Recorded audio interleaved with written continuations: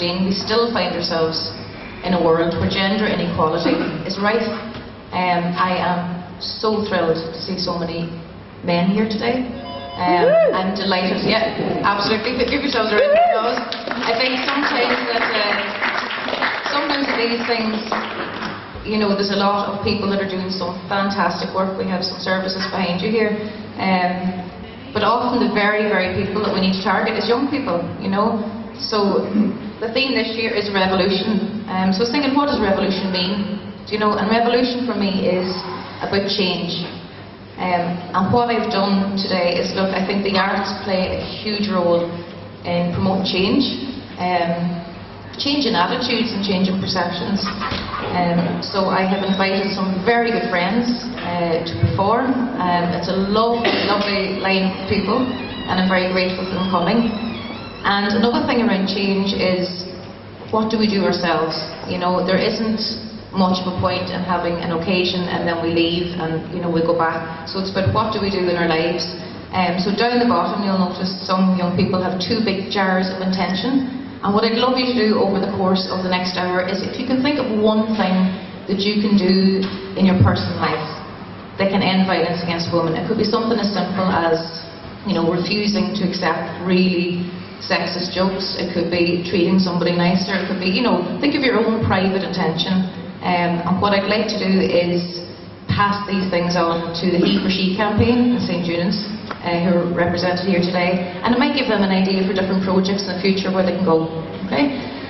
So I'm going to kick off with my very good friend and very talented singer-songwriter, Sinead Gallagher, who's going to treat you to a little bit of music.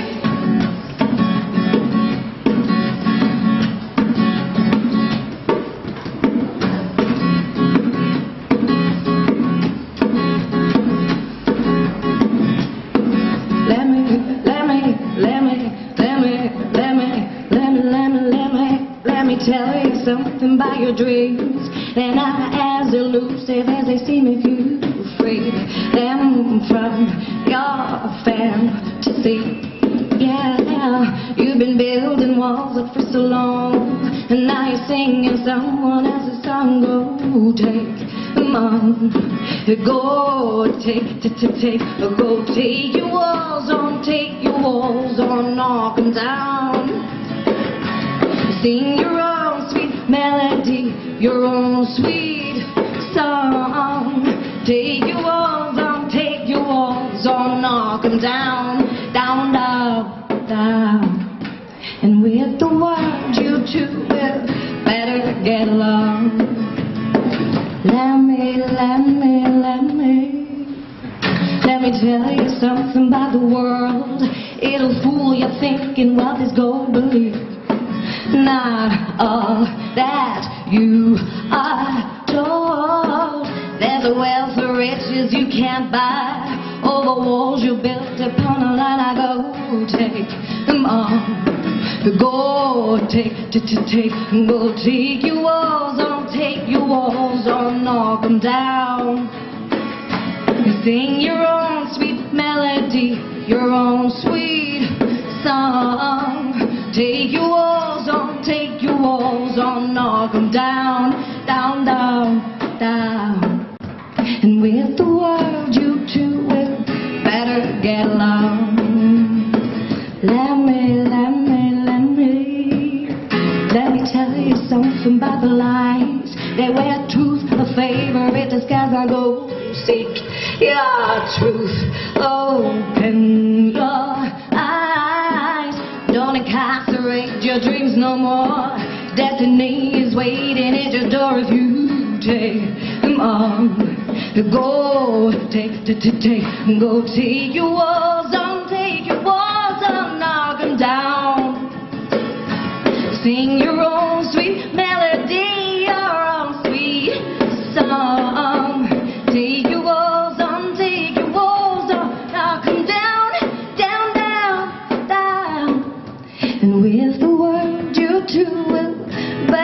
get along with the world. You two will better get along.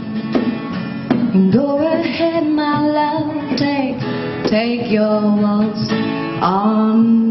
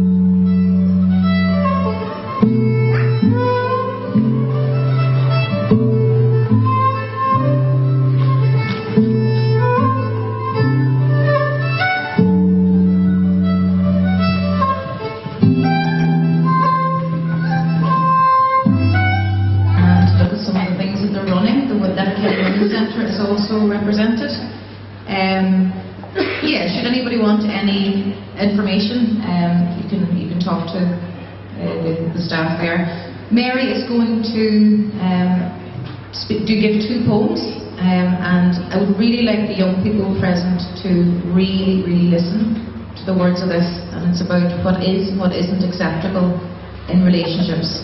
So thank you, Mary.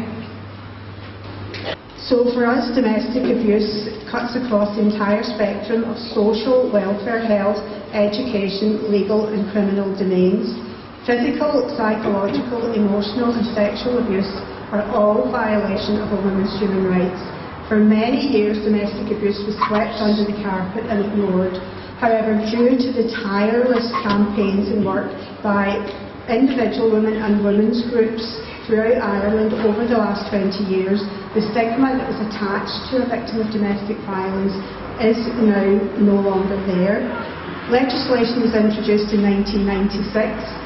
The Domestic Violence Act, which gave legal protection to women, but there's a lot more still to be done, especially in regard to dating abuse, where orders still can't be obtained.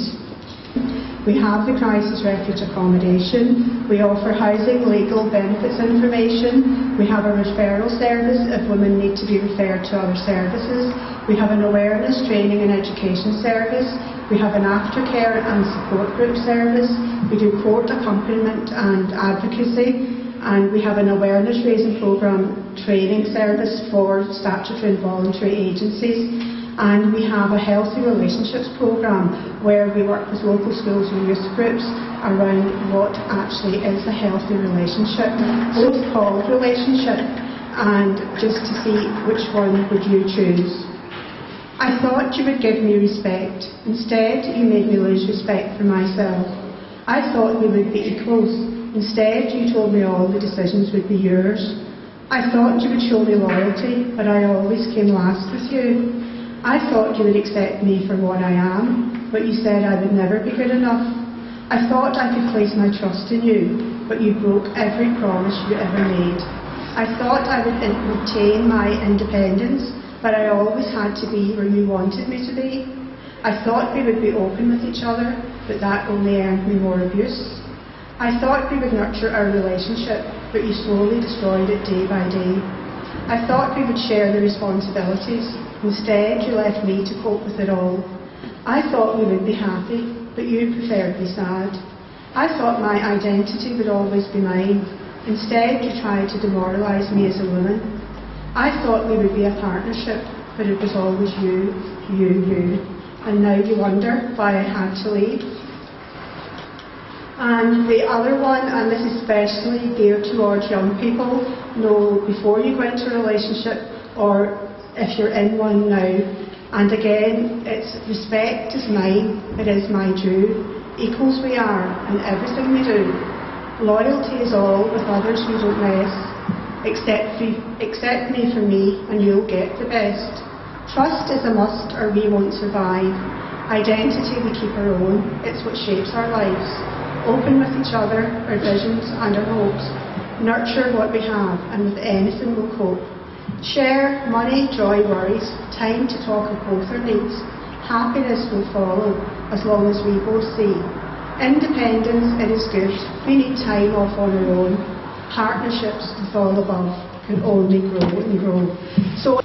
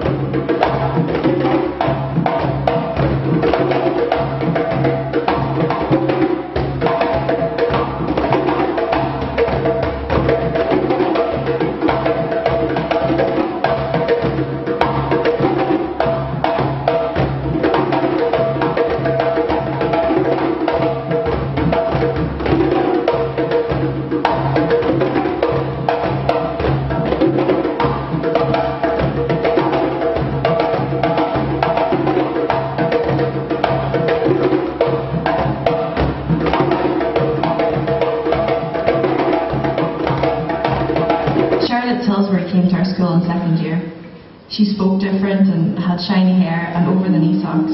She chatted to boys at lunch and she was always laughing at them. We were allowed downtown at lunch. I got money for chips and a friend. There was a gig and I didn't have cool stuff to wear, so I didn't go. My mates were in a band and we got to hear them playing loads of places. We got to go to Dublin to support them in this huge competition. I did home economics for Leaving Cert. Everyone loved it when I brought home what I baked that day. Mrs. Delaney said I'd make someone a grandwife when she tasted my scones. I made a tea tray for my mother-in-law. She uses it to this day. I was allowed out to the grill, but only if I had a gang of girls with me and I had credit on my phone, and never walked anywhere on my own, and wore something appropriate, and didn't wait around for chips and got a taxi at 2 o'clock at the latest. I was not allowed out with Charlotte Tilbury. My father said she dressed like she was at a bloody beach party in Ibiza and was asking for it. My folks were cool enough, I suppose. I'd promised not to waken them when I got home from the grill. Ian McLaughlin told me he fancied me and I kissed him and he asked me to be his girlfriend. I wanted to go to college, but I got pregnant in July. But I loved him. I did engineering in Limerick. Best days of my life. Liam started going out after the baby was born. I got work placement with an engineering company, close to home, and I finally met a beautiful girl during my masters. She had a lovely laugh and a sexy habit of making people feel good about themselves. I got on a girls' night out. It was my friend Sandra's birthday. We had a meal and went dancing and I was so happy. On my graduation, Miss Delaney sent me a card with €20 and said that it didn't matter that I wouldn't play for Donegal after all. Liam didn't like to see me coming home so happy. He said it was because I'd been flirting all night. I knew I hadn't and I told him so. He belted me straight in the face. I got a call from my sister. She sounded really upset. He kept punching and I kept telling him that I'd only talked to girls all night, and he said I was a liar and broke my front tooth. Taking a stand and having my sister's back was one of the most difficult things I've ever done. It shouldn't have been. She's my sister, the mother of my nephew. I was blown away by the lads back home saying that I was overreacting, that I was getting myself involved in something that wasn't my business. Equality is a seemingly small thing that we're trying to promote. Just a few weeks ago, the convent and the college had an inter-school debate in the matter. The motion was that women are not afforded fair or equal opportunities, even in today's society. The facts and arguments were really startling, and over 100 students watched the debate and got engaged by it. They were really interested by it, and that's exactly what we're trying to do here. We're trying to promote the difficulties that women face in an engaging manner that students will get involved with and like.